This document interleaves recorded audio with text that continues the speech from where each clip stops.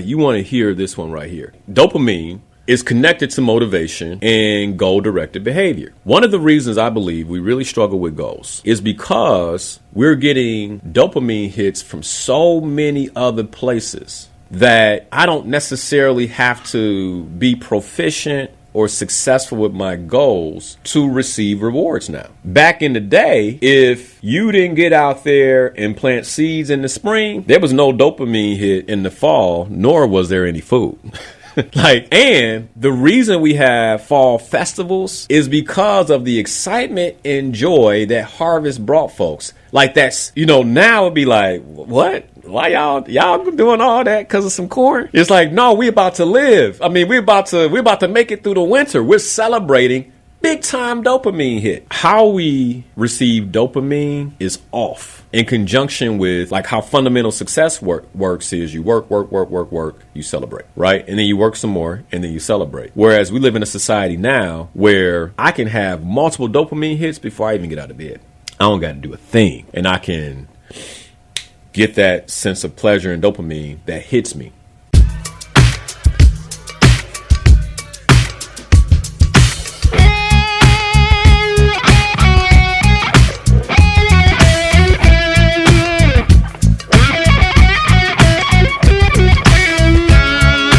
If you wanna be about it, come on, let's talk about it. Change up the things you see. Open your mind to possibilities. Find your power, passion, and your purpose. You know it's time for you to walk in greatness. Let's murder mediocrity. Slay your goals, live out your dreams.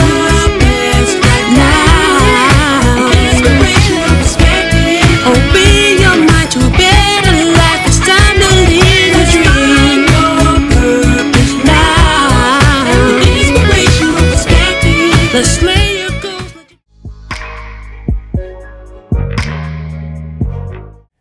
There's actually a couple of things on my mind.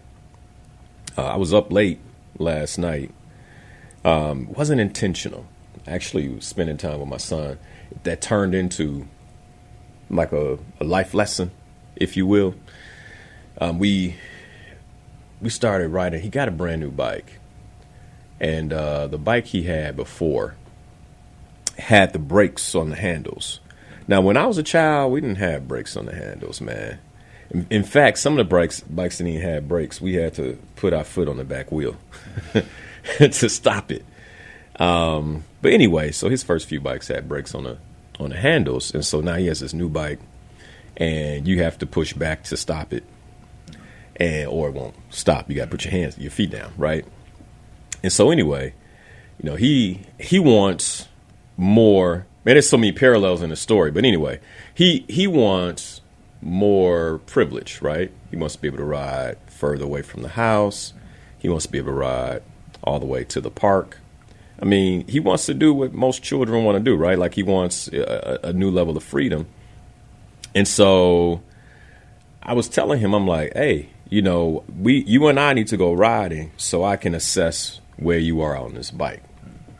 So we went riding after dinner last night. It's supposed to be a real quick, easy ride.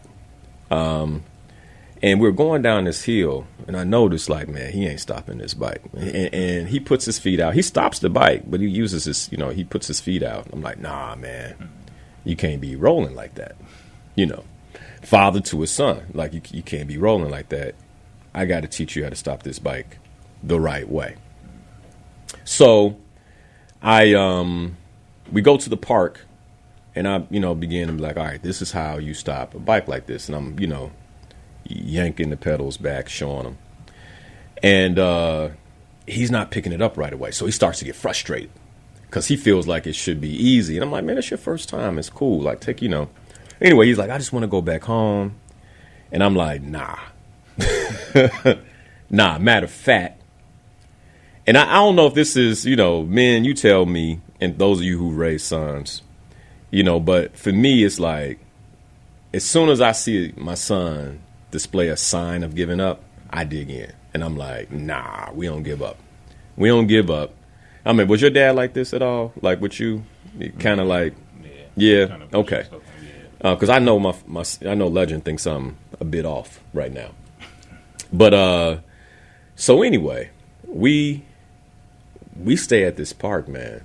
I mean, we started riding bikes at 8. We didn't get home at 10 because I'm like, you're gonna become an expert stopper.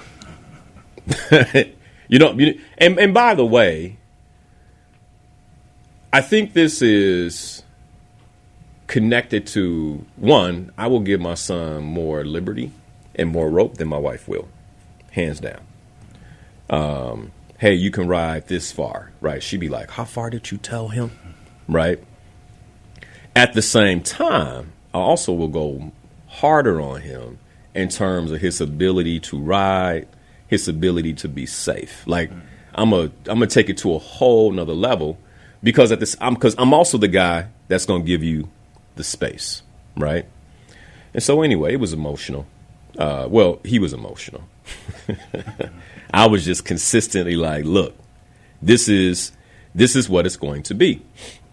And so as him and I are going through that, I'm having this, not necessarily an epiphany, but my heart began to sink because we've had a few shows, even recordings. So we had the fathers on the show a few weeks ago, shortly after Father's Day. And then you played a few recordings, you know, about men.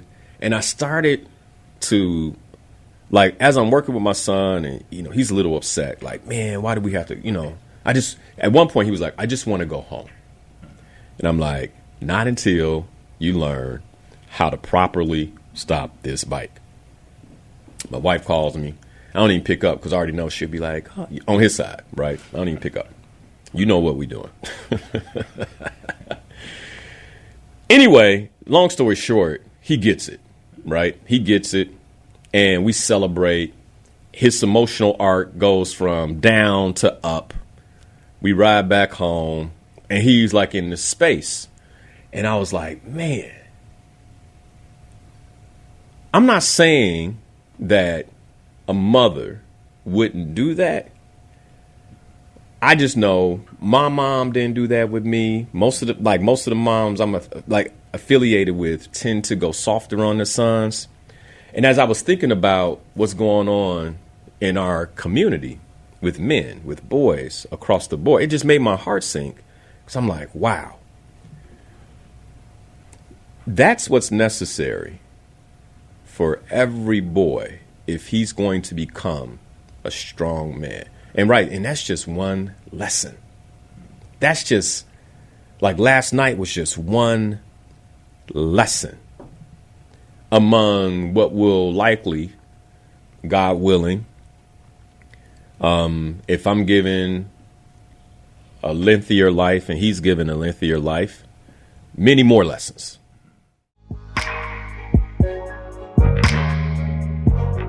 What it got me thinking about are just fundamentals, like life fundamentals. For, like, bike riding, my brother and I were talking about this. It, like, because of where we are in society, has no longer, it's like no, I think for some children it may be a fundamental, but not for every child, not anymore. And he was telling me how, he's in education. He's like, yeah, man, I'm probably going to bring in some bikes to a summer program and have the children learn how to ride bikes in the summer program. So I'm going to have the parents sign waivers. And I'm like, man, since when did an education program have to teach children how to ride bikes? But something shifting in terms of how we fundamentally do things as not just a community, but as human beings. So then it has me really like, man, there are some fundamentals that absolutely shouldn't be lost.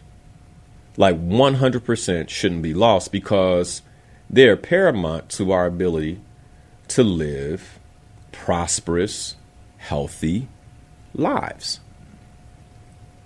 And so I know some of these fundamentals. By the way, if you're listening and a few fundamentals come to mind that I don't mention in the next few minutes, please give me a phone call. But they're like certain fundamentals. Even when you look at the old school, on these planes, I was watching one of these old gangster movies.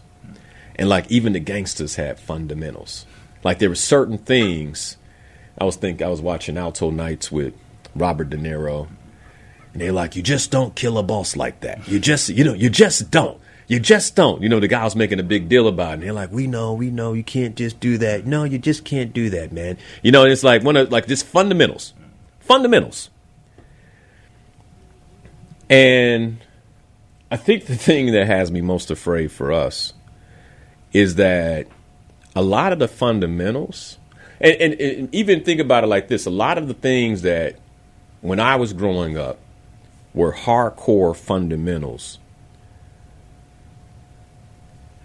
It's not just that they're not fundamentals anymore, but there's also in some places a narrative that says that fundamental is no longer true, or that fundamental goes against what we call equity, equality, like these different things, right?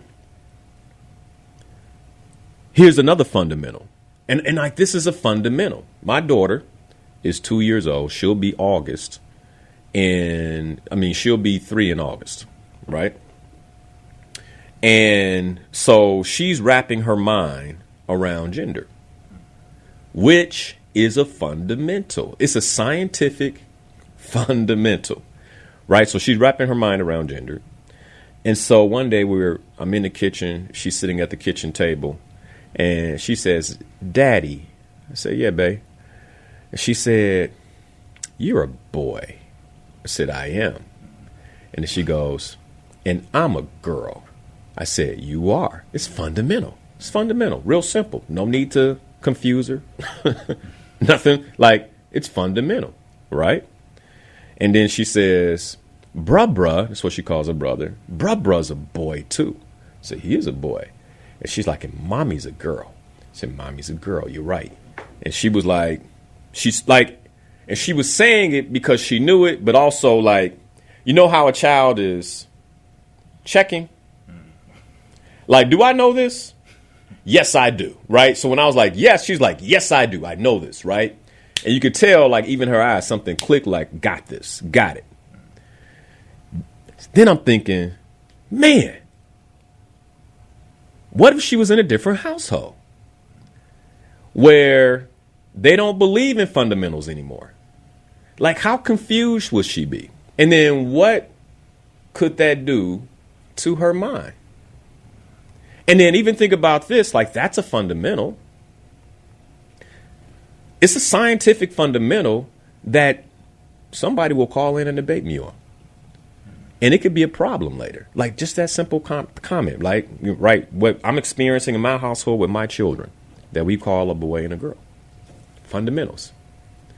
That's more of it's crazy to say it.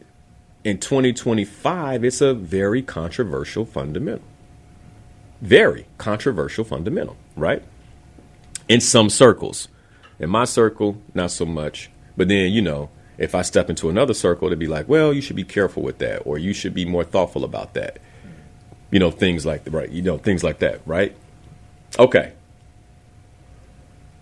Rahm Emanuel just recently was called on the carpet. I don't know if you guys saw this, but he was doing an interview, I think with Megyn Kelly, and she asked him, can a man become a woman? And he asked her to repeat the question. He's like, come again? She said, can a man become a woman? And he goes, no. And then it's like, and it became a really big deal. Again, fundamental. Now, here's the interesting thing about it. There was a lot of debate.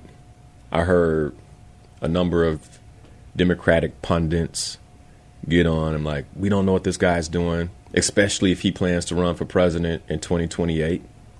I'll tell you what he's doing. There was some stats around the poll, around a poll that was taken, where they asked different individuals, like, do you agree with Rahm Emanuel? And the majority of people did. And 70 to 80% of the people who took the poll were Democrats. which is why we're in the current situation we're in right now, right? Like that party doesn't really understand their base. And I'm not talking politics today. I really want to talk fundamentals. So let's switch to health and well-being, right? Because again, fundamentals. This has just been on my mind, like just straight up fundamentals. Most of us have a fundamental understanding of what it takes to be healthy. I'm having conversation with the Slayer Goals members this month. We focused on health and well-being. And even though we have a fundamental understanding of what it takes to be healthy, very few of us are. So just because something is fundamental doesn't mean that we'll do it, we'll observe it, or even sometimes that we truly believe it. Because my firm belief is that if you believe something, like if you truly, truly believe something, then it impacts behavior. If you believe, and by the way, there are all kinds of cognitive distortions. I mean, there are 16 different psychological cognitive distortions that all of us suffer from. One or more of those 16 cognitive distortions. And if you don't know what those cognitive distortions are, which is part of what I do working with leaders, etc. But if you don't know what those cognitive distortions are, then it's very easy for you to believe one thing and do something else. Or let's not say believe, because when you believe, it impacts action. To do one thing and tell yourself as you're doing it, you believe something else, but your actions don't reflect belief. Fundamental. And so in the information age where we have access to almost everything we need around our health and well-being, we cognitively know the fundamentals, but I don't think we believe them. Otherwise, collectively, we would be more healthy.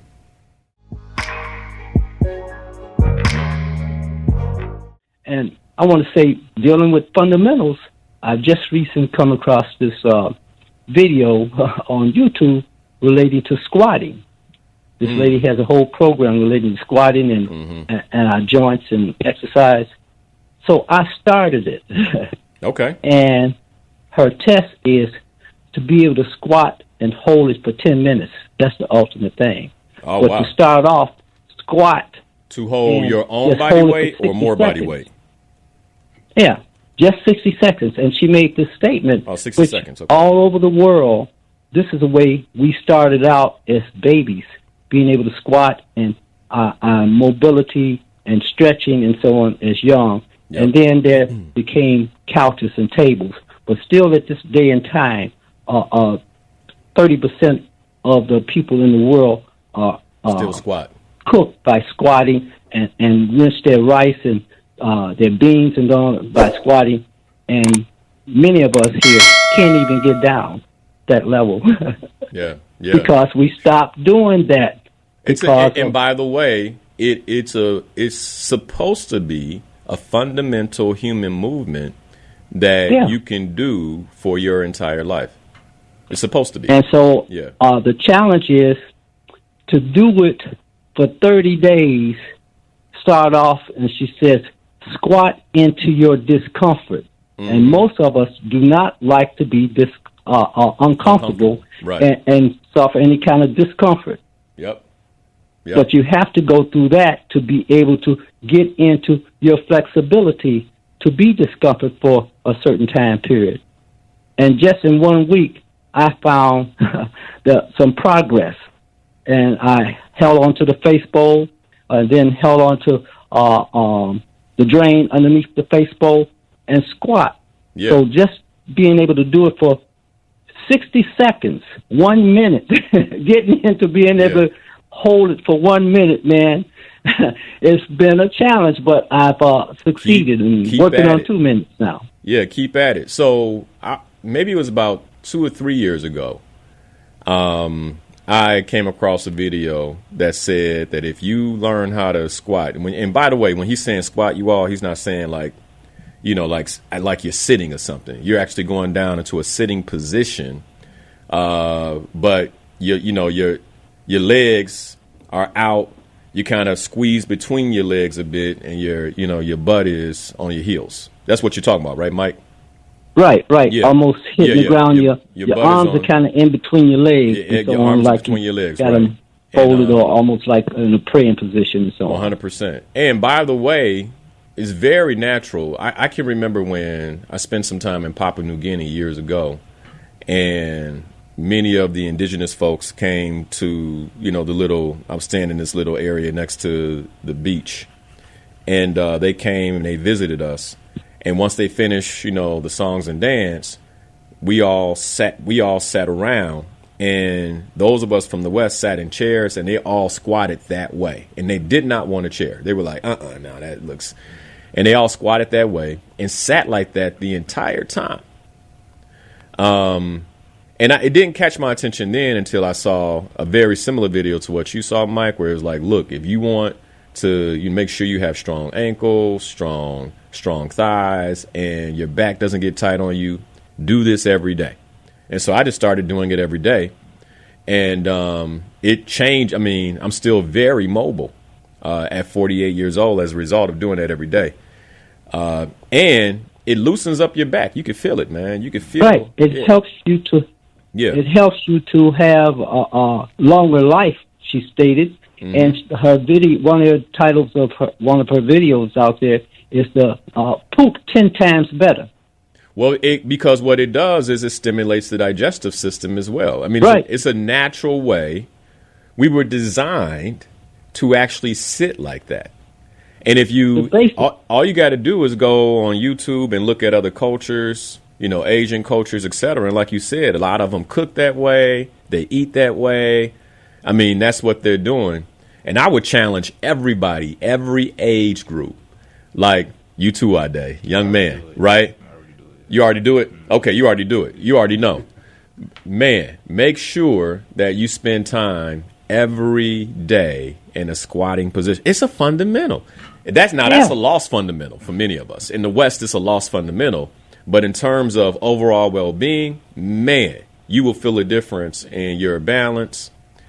That's a good one, Mike. I appreciate it. And to strive for that 10 minutes. I haven't gotten there, nowhere near close. But just to strive for that and understanding that she made the statement that this will show you what areas that your joints are weak in, that you have the most problem with. And she said many people are their ankles. Yep. But, is that where you feeling it right now? My knees. Is that where you feeling it in your ankles? No, I felt it in my knees. In your knees, okay. I felt it in my ankles. She's right, the ankles. And so when I first started, I felt it in my ankles, and it just felt like they were throbbing, man. Like I'm just trying to balance myself, and I'm like, man. And now to your point, I can sit like that for a long time. And so that's a basic that all human beings we started out doing, and we should be able to continue to do it at whatever age of life that we are. Yep. I'm in my over 70, and the deal is I roller skate, so I think that has helped me some also. Oh yeah, 100%. But to be able to hold it for 10 minutes, man, that is that's my goal. You'll get there if you're doing it at least once a day. Here's what happened for me, Mike. For a few weeks, every time I did it, I felt every part of my body that wasn't strengthened properly. I mean, the ankles, you name it, I could feel it. And then one day, I don't remember when it happened, but I went down into a squat and I didn't feel anything anymore. And it just it felt normal. It felt natural. And now, like before I play ball, I'll be sitting on the sideline like that. A lot of guys see me, they be like, bro, man, because they know what's happened. They like, man, I wish I could do that. And I'm like, hey, you just got to start. I ain't got down like that, and I don't know when. Yeah. You just got to start. And you know who does it the most in my household outside of me? Your daughter. My daughter. Yep. Yeah. younger, Yep. because that's natural how we are Yep. as human beings Without growing up. even thinking about and it's it. not even related to a region or nationality when you're young. Yep. But, because of the impact of the environment, the furniture, the chairs, the couches, the job, the what have you, sitting down and whatever, all of this kind of thing, that impacts us. And you were talking about your son and what have you, with training about riding. Yep. And I was looking at it from a aspect of I'm still learning process of becoming, which is longevity. A lot of times we don't look at things in a real distance and the impact of a real distance, what we want and what we want to do or how to do and so on, or plan to do those type of things. Some of your teachings that you've had cause people to look at things at that distance and starting from where you are and what it takes to get to there, wherever Yeah. that there is. Yeah. Yeah. There's a lot, man. Thanks for the phone call, Mike. Appreciate it. Alrighty. Really Thank good, really good perspective. And I mean, it's a solid fundamental. Ade, so when did you start doing it? Can you turn on Ade's mic real quick? It's on? Okay. When did I think last year. I think I got it from you too, because we really? We were talking about it in there, Okay, in the office outside the studio. So I just started incorporating it into my morning. Did I routine. show you with something? Like, Yeah. You Okay. And then I was like, oh, just hold it, because I do the squats where you just do Right, up and down, up right. and down. But then I was like, okay, let me just sit in the position for How did it go when you first started? It was definitely different than it is now. Now it's easy. Nothing. Yeah, Yeah. it's nothing. Yeah. But before, it was just like my What did you feel the knees. tension? It was mostly in my knee, not too much in my ankles, maybe a little bit, but my knees most of the Yeah. You know what else is difficult to have when you're holding a position like that? A stomach. Yep. It's a fundamental move. Anybody you see in any other part of the world that does it, we just came from Ghana, and we might be riding the bus, and you just see people, sitting along in the marketplace, and many of them are holding that pose, that squat, right? And it's. I would just challenge the listening audience. It's a fundamental that if you can master, will have multiple health and well-being benefits for you. In your limbs and, the size of your stomach. Because, by the way, most stomachs that are large like that, there's a lot of undigested food. It just doesn't hold that size normally, right? So if you're sitting that way, it's going to start pushing out old, clogged up. Y'all know. Anyway, it's and it's going to be, and Mike called it. He was like, we don't like to be uncomfortable. Initially, it will be uncomfortable. On a scale of 1 to 10, how uncomfortable would you say you were when you first started that day? I'd say a 7. 7? Yeah. Because I'm still a bit younger, so it's not that bad. But I still felt the. But you're in your 20s, and it was a 7. Yeah. So, and then Mike was saying that he's doing it, and he has to hold on to the face bowl or whatever. Yeah. I'm almost possible. If I asked him, he'd probably be like an 8 or a 9. But Mike's been a long time listener. I've met him before. He's the kind of brother that if he knows it's good for him, he just gonna keep. Yeah. Like he just gonna keep at it until it becomes easy.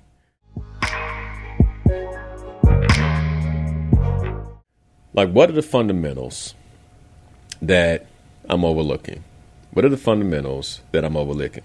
Speaking of which, I think I don't talk about what's happening in culture. But if we're going to talk about fundamentals, right? One of the fundamentals that I learned a long time ago is that you don't dip your pen in company ink. And we just saw how that went for a very famous now CEO, right? Where it's like, dude, that's a fundamental no-no. Now, cheating on your wife is a fundamental no-no too. But it's like he just crossed over fundamental after fundamental after fundamental. How can you be shocked? Here's the other one. So then you cheat on your wife. That's a fundamental no, right? You cheat on your wife with someone you work with. That's a fundamental no. So that's two fundamentals broken, right? Then you take the mistress in public. That's like 3 strikes, bro. Fundamental no, right? All these fundamentals broken by supposedly a really smart guy who seems to be shocked and dismayed at how things have unfolded. It's like, but you broke all the fundamentals, like all these fundamentals. Now, here's the thing about this situation. It's very easy to look at him and go, nah, you shouldn't. You're a bad guy. You shouldn't have done that. And I tell you guys all the time, like, the first thing I do is I take a look at myself. Like, yo, where am I showing up in my life that way? Like, where am I, where there are obvious fundamentals, ignoring the first fundamental, ignoring the second fundamental, ignoring the third fundamental. And, we can poke fun at this guy. And he's become the butt of, I would say, most people's entertainment over the last couple of weeks, right? And if you don't know what I'm talking about, all you really have to do is just jump on social media for a few minutes and you'll see it. It's still out there, right? But if he can break fundamentals, right? Maya Angelou's quote. Her quote is like, I'm going to mess it up. I should actually look it up because it's been a while since I've read the quote. But the basis of the quote is that who am I to judge another human being? Because if they did something, then I'm like, and they're a human being and I'm also human, that gives me the likelihood and the ability to do that exact same thing, right? So no judgment. And so that's why I'm like, okay, let me look at myself. Where am I ignoring multiple fundamentals in my life? Is it in my health and well-being? In this case, it was in this guy's relationship and love category, his pillar, right? Multiple fundamentals. But for me, okay, I'm not doing that. But what other fundamentals might I be ignoring? It's real simple. Real simple fundamentals. Married men need sex. Married women need time, affection, attention, right? Fundamental. But it's real easy to be like, fundamental. What about in my work? What are the fundamentals in the workplace? Like for getting ahead? Because there are fundamentals. And then many of us will ignore the fundamentals, but be very upset when things don't play out in the way that we want them to play out for our career. But am I following the fundamentals? One of the main fundamentals of growth in the workplace is building solid relationships. It's just a fundamental. Wow, I don't trust them. I don't be talking to them. Well, then there's a consequence if you don't follow that fundamental. Like you can't expect to grow. It's like people promote who they know. It's a fundamental. Money.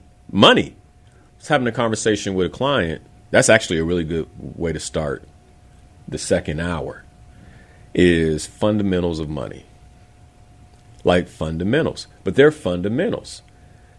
And the majority of us completely ignore financial fundamentals. How do I know? Because we're financially struggling.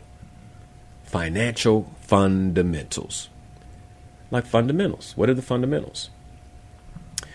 So there's spiritual fundamentals. I think one of the spiritual fundamentals when I was growing up, I should save all this for the second hour because it's juicy, right? But I'm going to go there real quick. When I was growing up, there was a thing that they used to talk about called soul ties. I don't know if they talk about soul ties anymore. You know what I'm talking about? Okay, you know what I'm talking about. So they still talk about that in church? Or you don't know? Okay. You say, no, you don't know? Okay. Yeah. There used to be a thing they call soul ties. They'd be like, look, you don't want to have soul ties to the wrong people. You don't want to have soul ties to multiple people. And it was just kind of this thing that you were taught when it came to, like, in this case, like spiritual fundamentals. Like it was a spiritual fundamental. And like you just kind of knew this growing up. Like, oh, well, you could get soul ties. And then I remember being a young man, and after a relationship, I'd be like lovesick. And I knew fundamentally what was going on because I knew what we had done. You get where I'm going? So then I knew what was wrong with me because I understood the fundamentals, and I knew that I had stepped on the other side of I had crossed the line of a fundamental, so I had to pay the price, which was a broken heart, whatever it might be. So then here's the difference, though. When you understand fundamentally what you've done wrong, you also understand fundamentally how to pray to make it right. Now, most of us understand the science of dopamines, and I'm going to get to financial fundamentals in a second here. Most of us understand the science of dopamines. If you don't, let me help you understand the science of dopamines. And this is like if you don't understand the science of dopamines, like you want to hear this one right here, because I believe one of the number one reasons most people don't accomplish what they intend to accomplish in their life is because they're addicted to dopamine. Now, let me give you an example of what I mean. And this is something I'm watching for in my children, because our children are getting dopamine hits way higher than we ever received. I mean, way higher. So what is a dopamine hit? So dopamine, you know what? Let me slow down on this one, because this is a big, big deal. And I think I've only talked about this once on the show. So what is a dopamine? A dopamine is a neurotransmitter. So it's a chemical message that plays a crucial role in the brain. And dopamines are all about reward and pleasure. So whenever I get a reward or I feel some level of pleasure, my brain gets a dopamine hit. A neurotransmitter sends a chemical message to the brain and says, that feels good. So dopamine is released when I do anything that I enjoy at a high level. It's released for things like eating.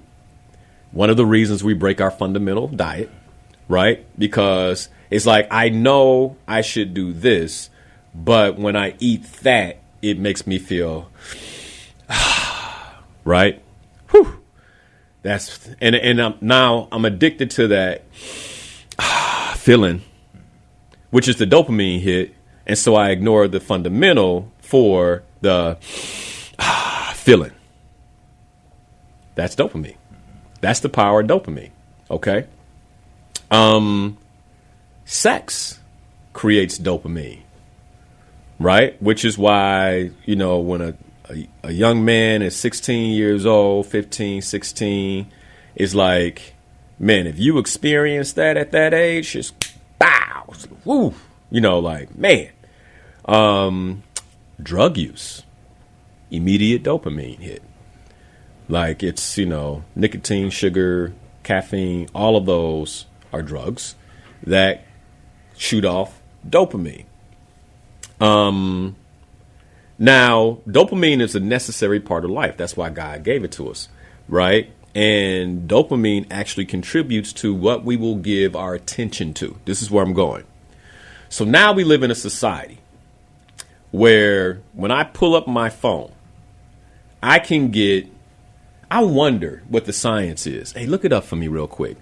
Like, how many dopamine hits does a person get for every minute they're scrolling social media? Can you put that into, you got Perplexity?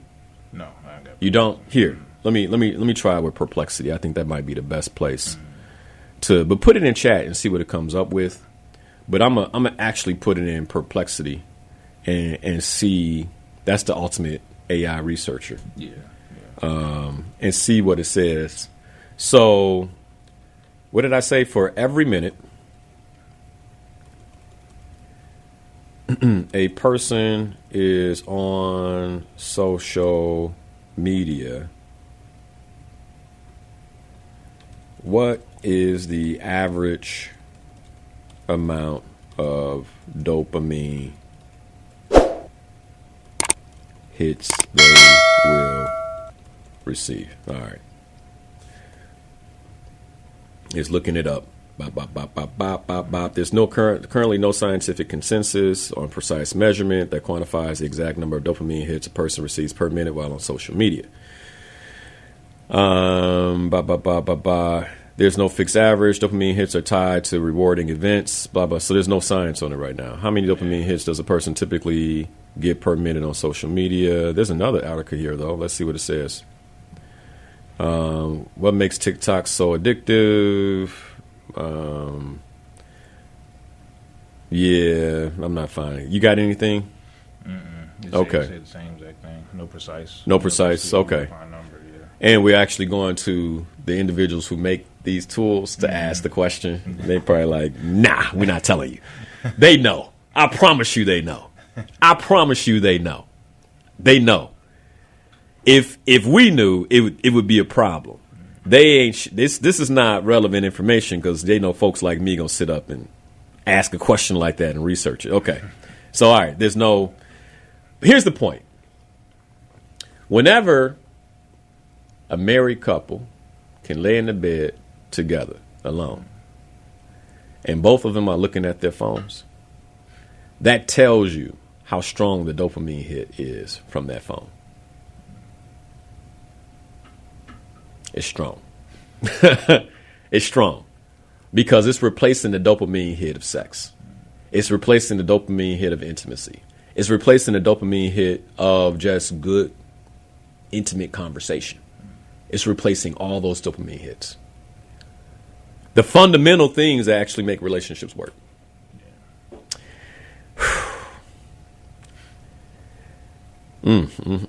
So why am I talking about dopamine?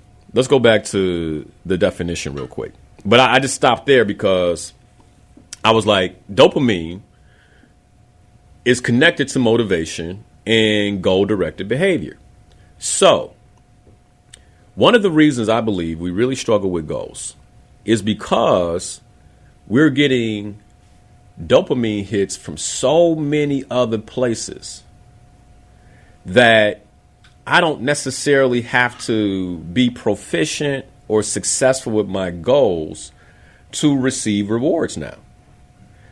Back in the day, if you didn't get out there and plant seeds in the spring, there was no dopamine hit in the fall, nor was there any food. And the reason we have fall festivals is because of the excitement and joy that harvest brought folks. Like that's, now it'd be like, what? Why y'all doing all that because of some corn?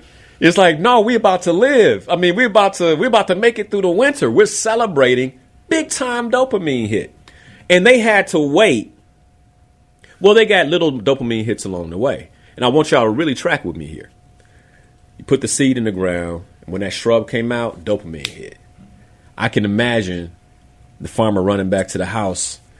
The seedlings are there. All the shrubs are there. Like, really? It's amazing. It's going to be a phenomenal harvest, right? Dopamine hit. Little celebration. Then they sprout out. You start to see the buds of the fruit. Like, hey, all the stalks are budding. Another dopamine hit. Right, but there were weeks between these dopamine hits. Weeks between these dopamine hits where they went out every day and worked. No dopamine hit. All to get that one little, a bud of fruit. Work. Dopamine hit. The bud of fruit actually becomes fruit, but you can't touch it yet. It's not ripe. Hey, one more month, the apples will be ready, right? One more month, the corn will be ready. One more month, the vegetables, the fruit will be ready. Everything, dopamine hit. Celebration. Then you harvest it? Are you kidding me? Like, we having a feast. We about to get drunk. I mean, you get where I'm going? And that's how it happened. Now, no big deal. I mean, you go to the grocery store and get food. There's no dopamine hit on that unless it's in the sweets and cookies aisle. It's like, there go my jam. Here we go. It's back in stock. We'll celebrate like that, But we did very little work to actually achieve that. So where am I going with this? How we receive dopamine is off in conjunction with how we're supposed to, like when you think about fundamental success, like how fundamental success works is you work, you celebrate, right? And then you work some more and then you celebrate. Whereas we live in a society now where I can have multiple dopamine hits before I even get out of bed. I don't got to do a thing. And I can get that sense of pleasure and dopamine that hits me. And one of the problems with that is dopamine contributes to attention and focus. So this is really big. Any Slayer Goals members who are listening, I want you to hear me out on this, okay? If I'm not aware of where I'm getting my dopamine hits, it's interesting because I just had this conversation with myself where I was like, hey, got to watch, like right now. Oh, perfect example. I'm working on a book, right? I stopped doing almost everything else to finish this book. I gave myself a 60-day time frame to finish this book.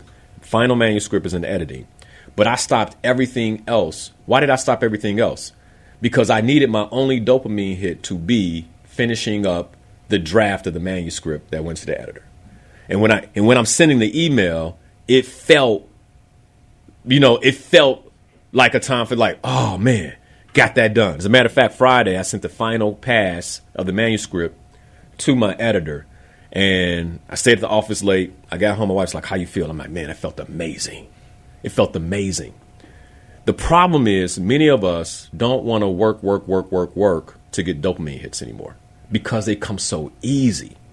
So for my Slayer Goals members, what's going to be important for you is if you notice that you're not going after a goal with the intensity that you felt when you set the goal, it likely is because your brain is flooded with dopamine from other areas.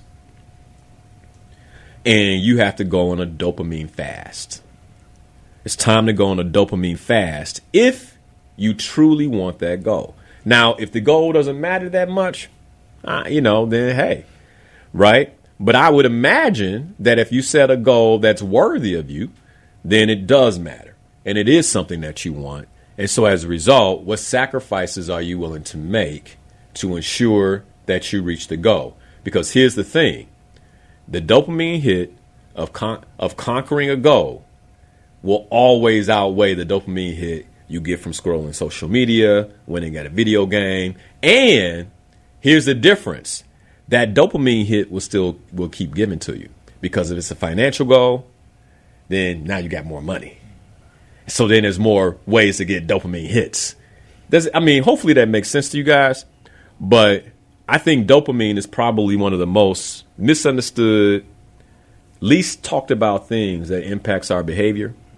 And then dopamine goes with mood regulation, which is why you really don't want your child spending way too much time on electronic devices, because then they get so used to their attention and focus coming as a result of a dopamine hit from an electronic device. You take it away. And we've all seen videos of this where the child goes absolutely bonkers because like that is my supply of dopamine you just took from me. They should be getting dopamine from other things, running outside, riding a bike, the normal things that many of us got dopamine hits from when we were children, which is why we contribute to the world at the scale that we contribute to the world at. Okay. Financial fundamentals. Give me a call. Like, any questions about that? Let me go to the YouTube stream and the Facebook stream. Like, did that make sense to you all? Porn is a dopamine hit. It is. And that's why it messes up the sex lives of men that watch porn.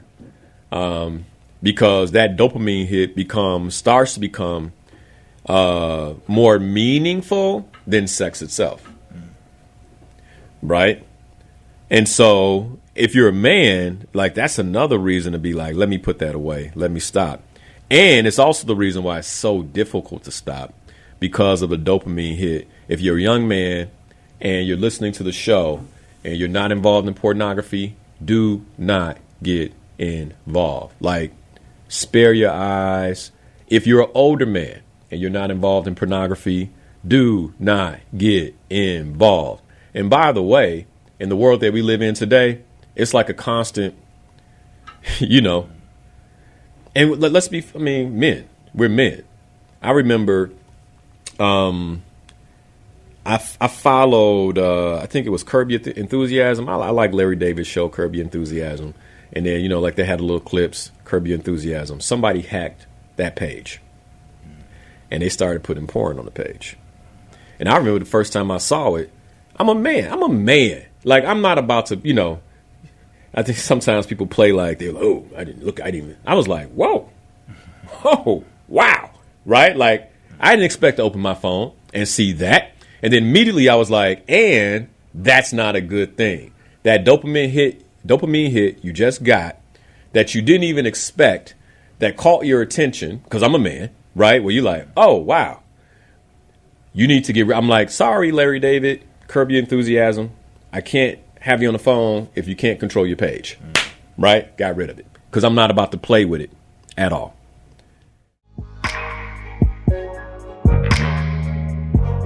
Financial fundamentals. Okay. So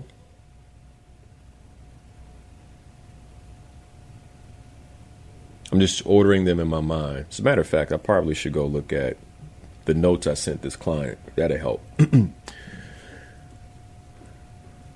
Number one, when it comes to finances, is there has to be some source of income, like a consistent source of income. And that source of income should outweigh your expenses. That's number one. If you're not there, like I would say that's the number one fundamental of finances. If you're not there, and for some reason what you make does not cover your expenses, you need to take a very close look at your expenses. Now, some people will say, well, you don't understand. There's no other way for me to live. And I would challenge you on that.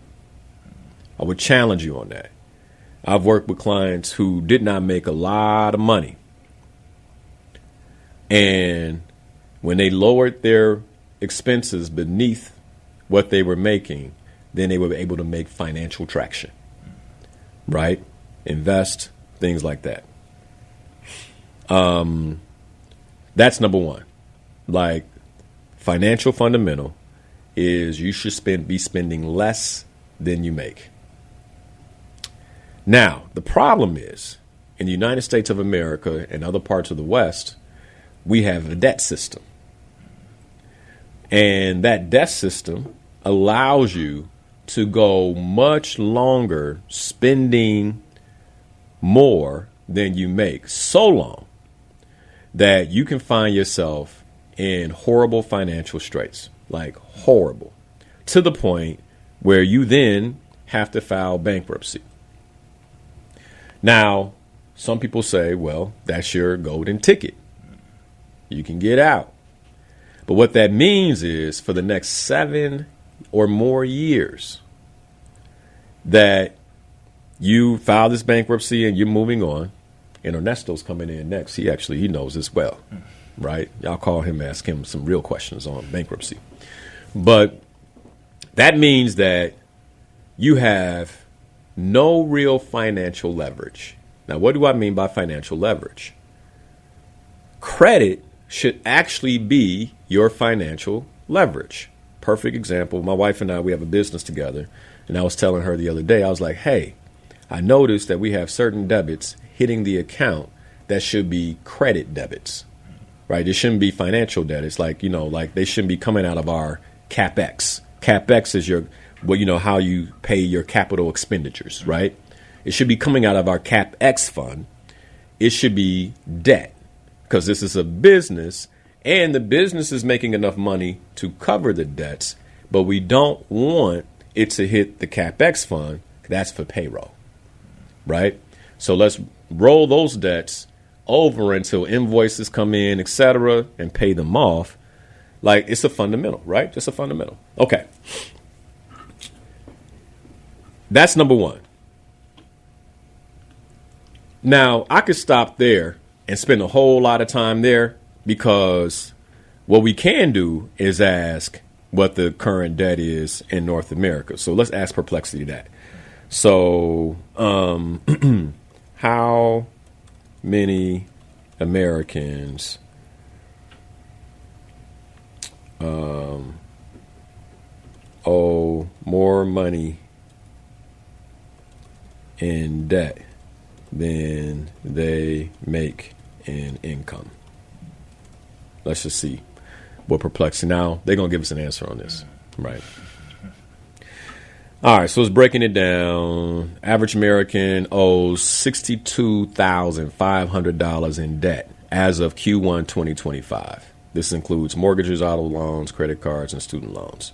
I should ask you to take out the mortgage. I'm okay with that. If the house isn't more than what they should have. But sometimes we have bigger houses than what we should have. According to the Federal Reserve, the national household debt to income ratio, total debt, 82%. This is the national household debt to income ratio, total debt divided by disposable income, is 82%. It was in 2024, it was 82%. On average, Americans' total debt is slightly less than the annual income. Slightly less. So we're spending about, now, that's on average. I wish I could break this down by community, but that's on average. So 82% of what we make is being spent. At the state level, the highest household debt to income ratios are between 1.24 and 1.32. Wow. So like Alabama in 2024, for example, some suggested areas where it is common for debt to exceed income in certain states. I should look into that. Which states? You're going to hear more about this. I'm going to dive into this. Okay. In 2017, estimate from the Aspen Institute found that about 13 million U.S. households have negative net worth. So 13 million U.S. households.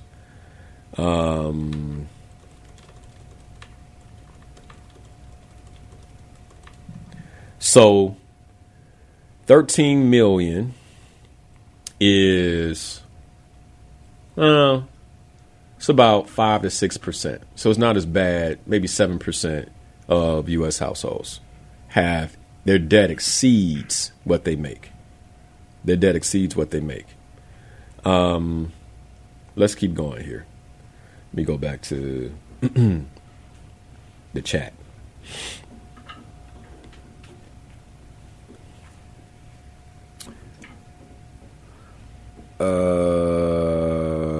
Data from USAF Facts, that organization indicated significant minority, especially among lower income or younger. Okay, so younger Americans owe a disproportionate amount relative to their income. So the younger you are, the more debt you have. And so do indeed owe more than what they make. And I wonder at what age.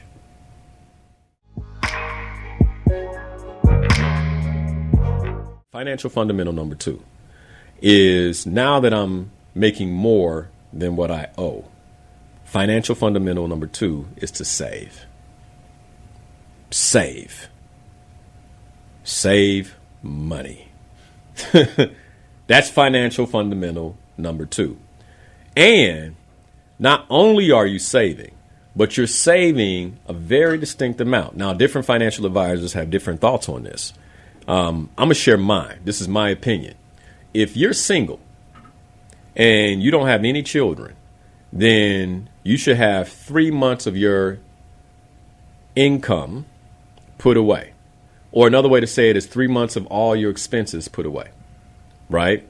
So that way, if anything happens, you have a certain amount of psychological safety. Now, what do I mean by that? And by the way, this is researched, in all the financial books I've read.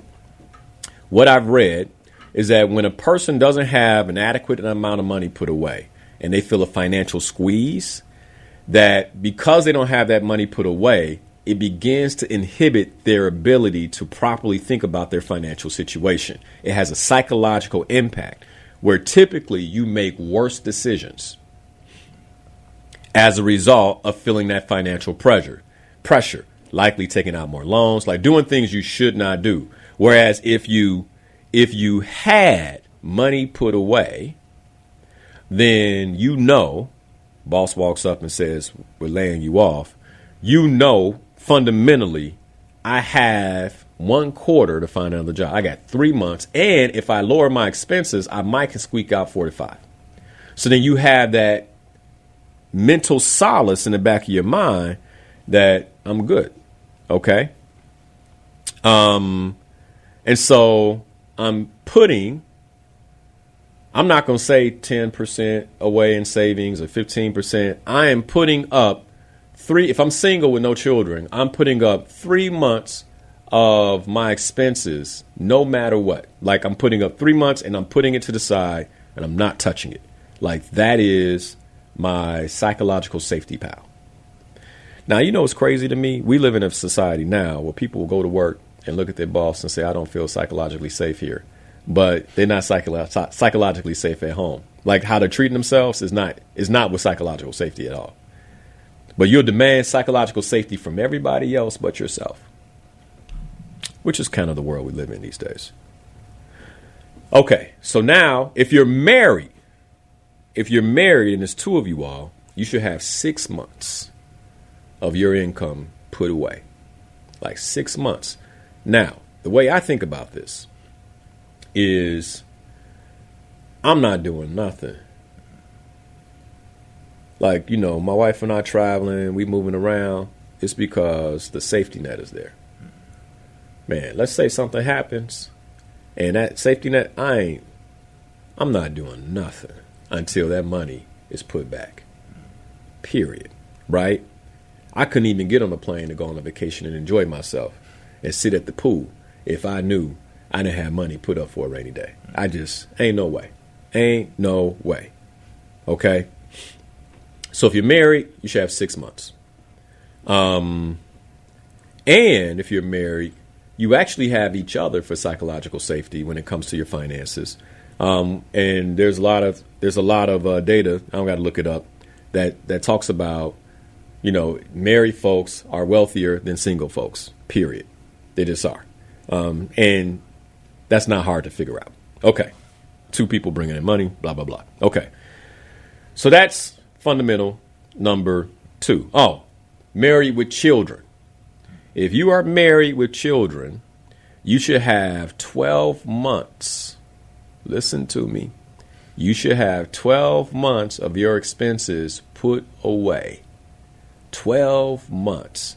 So no matter what, your children are taken care of.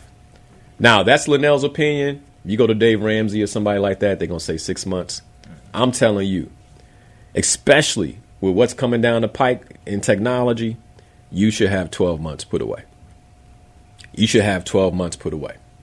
The world is going to look drastically different in the next 3 to 5 years. And I've talked about that with AI, all that. You should have 12 months put away. It will give you the time to reskill, whatever it is you need to do to get back into the job market and be making money again if something crazy happens. Okay. And I wouldn't even say crazy, just if, when an economic shift happens, because it's not so much if, it's when the economic shift takes place.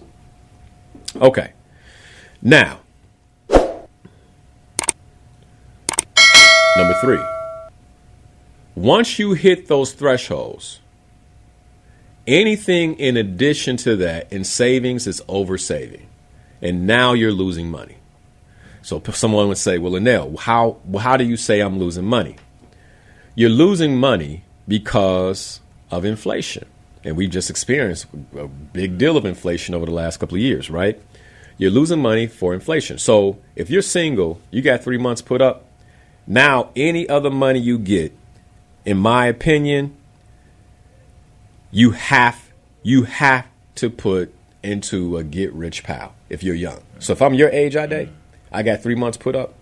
Now I'm putting, like, if you want to know how I got where I am financially, it's because once I had 3 months put up, then everything else went into a get rich pal. So any money over and beyond that got invested, which is why I had to learn how to invest. How do I trade stock?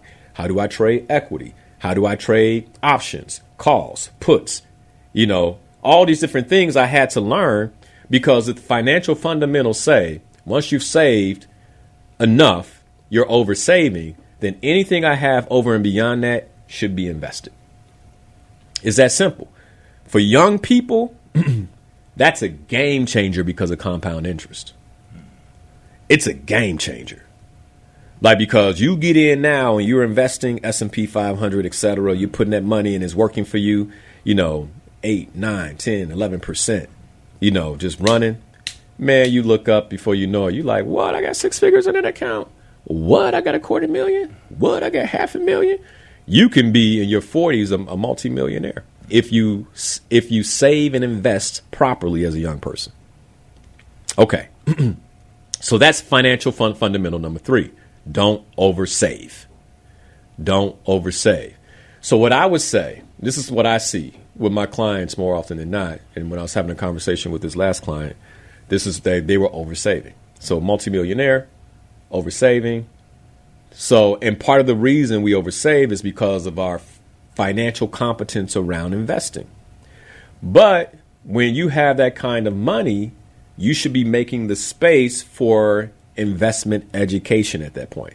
Like, you have to know how to invest yourself, not just relying on a financial advisor, but being able to go in and guide because it's your money. I will say this, it's a quotable. You've heard it before. It can be a cliche quote, but nobody cares about your money the way you care about your money. Nobody. Not your CPA, not your financial advisor. They all will think about your money at minimum second. At minimum second. Because whose money's first? Theirs, right? So the market is switching. They're not thinking about you. They're thinking about them. What should I do with my money? And then after they handle what they need to handle for themselves, then they might say, who's my favorite client? And what should I do for their money? But it might be too late. Number 4 is once you have an adequate amount of money invested and those investments are growing, you become your own bank. Why am I going to another institution when I am the institution? This last business that my wife and I started, no bank, listen to me, you all, no bank would give us the money. It blew my mind. By the way, we filled out multiple applications because I'm like, they got to give me the money, right? Perfect credit, money in the bank, investments filed with JP Morgan Chase in particular, right? We got money there, filled out the whole thing. It took maybe a few hours, right, to go through all of our finances, all of our accounts, all these different things. They were like, well, it's a new business. We typically don't fund new businesses. I'm like, they got to fund me. When they see this, we ain't asking for that much. Sorry, Mr. Harris. What? No? Now, if they told me no, and you trying, folks are in trouble. I was like, what? They're like, no. Okay. So then what? Well, we were able to go to investment accounts and take loans from those accounts as our own bank and then pay it back with interest, right? And so fundamental number 4 is once you have the proper investment set up where they're growing and you're able to monitor wealth, then you actually use your wealth to become your own bank.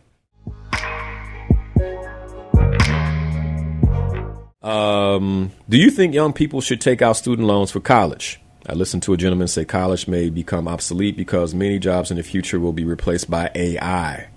Joyce, you trying to get me in trouble this morning? You trying to get me to say something controversial? Well, I'll be your guest. Man, if you have a junior or senior right now in high school and you all are looking at colleges,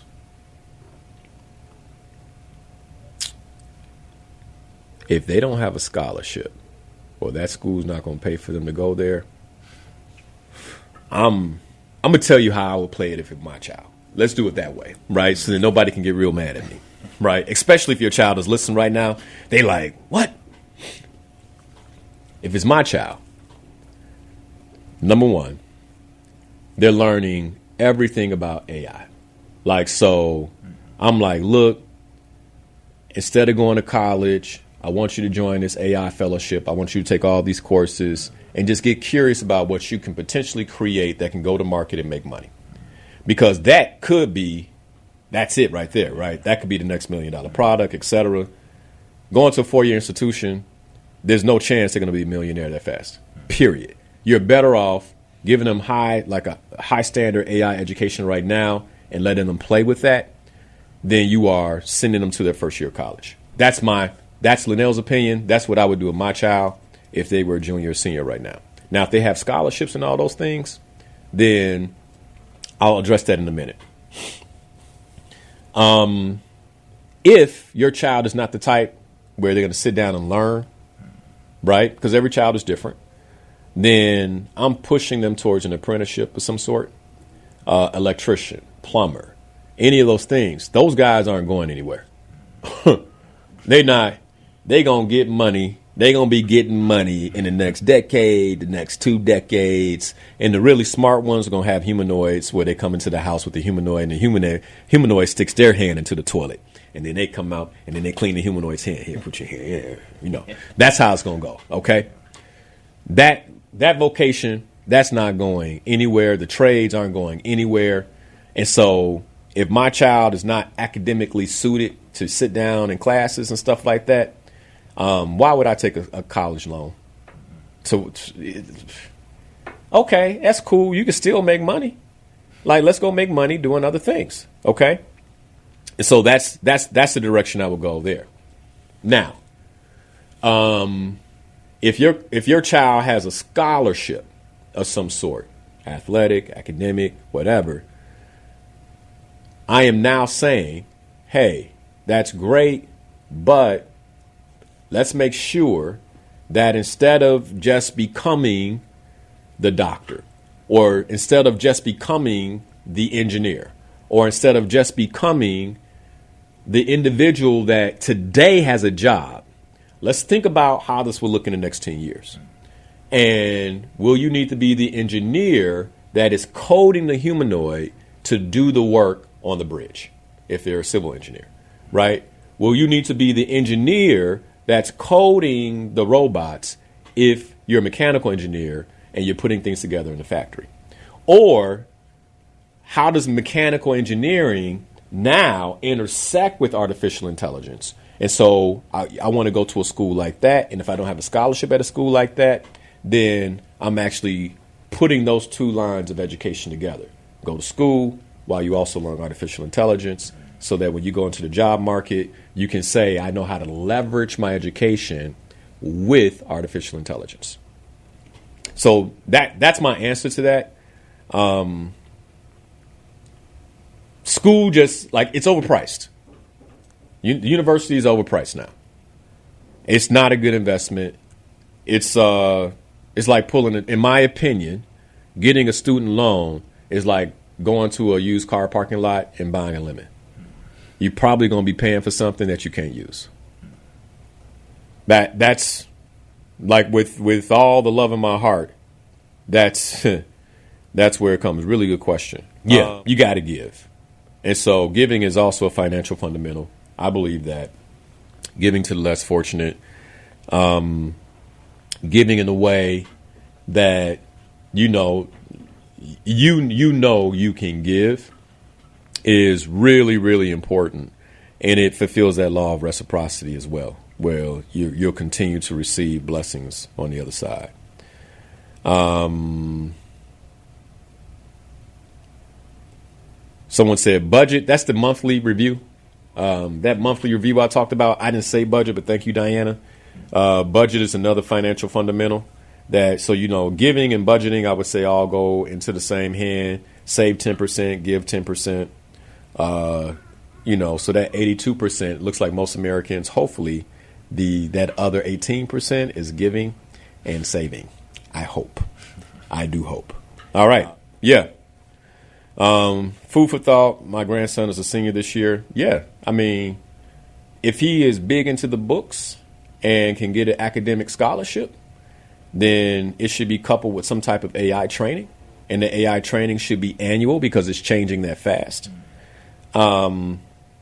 If he's not so good at the books, no big deal. He could still be a high earner. He could still make good money. He should become an apprentice coming out of high school. He's an athlete wanting to go pro. That's great. Whatever sport he's looking to play, go on Google and not to knock his dreams. Not to knock his dreams in any way. I'm all about that. But here's how I would put it to a young person. This is how I would tell my son. If my son said, "Dad, I'm going pro," and I wake up and he's still in the house and he's not on the basketball court, or he's not on the football field, or he's not on the soccer field playing with the ball, you ain't going nowhere. The kids that are going pro are out practicing right now. So, since you're still in bed, what else are we going to do? That's how I would put it. Now, if he gets up and runs out and goes to the court or goes to the field, all right, you might be working on the right thing. But if you're still in bed, then let's figure out what your plan A is. Because plan B is obviously sports, because you're still laying down. I mean, it's 8:54. Let me tell you right now, the kids that are going pro are on a court right now. I'm telling you, if they're not on the court, they have the ball in their bag and they're headed to the court. I promise you. If that's not where he's at, then it ain't happening. Not to knock anybody's dreams. One of the things we do in coaching is we have this concept what we call magical thinking, where a client will come. I had a client once tell me, they were like, "I want to be the next Oprah." I was like, "Okay, I believe you can do that." Question is, do you believe you can do that first, right? The second is, do you have the work ethic? Do you have the work ethic that it's going to take to make you Oprah? That's the question. Now, if you have the work ethic, let's start the process. But you're not going to become Oprah because you shoot 3 or 4 podcasts and wait for somebody to see how amazing they are. You're going to have to do podcast after podcast after podcast, show after show after show, change your angles, do all this to get the attention. The people watching, no, they're not. Okay, let's change it. You're going to have to reinvent yourself multiple times if that's what you want to do. And most folks just don't have that in them.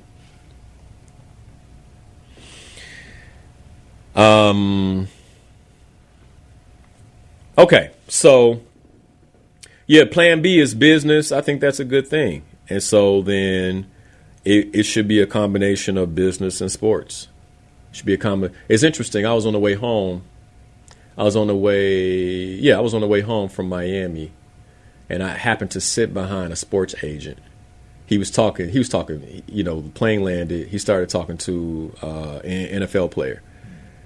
I ain't gonna say the NFL player's name, but I'm like, if that was my agent, I'd be mad. Everybody in first class knew who this guy was because he was talking to him. But he's an agent. But he was telling him his story. He was like, "Look, man, played football at Northwestern. After I played football at Northwestern, I went to this. I played. He played a little pro somewhere else, and then he realized this wasn't like I wanted. I'm just not. I ain't about to play in the NFL for a decade. He realized that." So he went to law school, became an agent, so he could support guys like him. He was telling him his story, right? And I'm like, smart guy, right? Smart guy. Thank you for watching Inspirational Perspective. If you love this show and you want to see more content like this, you can go right here. And if you like this subject and you want to see much more content that we have available for you, just click the button here. As always, thanks for watching. Be sure to watch the show live, 7 a.m. every Sunday morning on WBON Radio or you can catch it right here on YouTube or Facebook.com/Coach Linnell Harris. Be sure to hit that like button. If you haven't already, be sure to subscribe so we can get more content just like this to you.